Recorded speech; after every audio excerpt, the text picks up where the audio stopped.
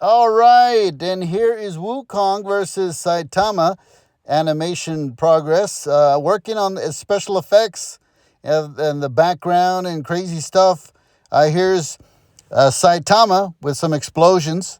Like I said, I'm working on the effects. What the funny thing is, it's a bit challenging to work on the effects, like electricity and things like that. There's tutorials out there, but to get it just right, you got to do a lot of tweaking on the physics and the particle systems. With the armature, you pretty much, in a nutshell, just attach the mesh, 3D mesh to the armature, and then you're good to go. To really make it stand out, what really counts is the effects. So here it is, like explosions, the ooh, wow, woo. I mean, it's pretty much the straightforward on that. But let me know what you think.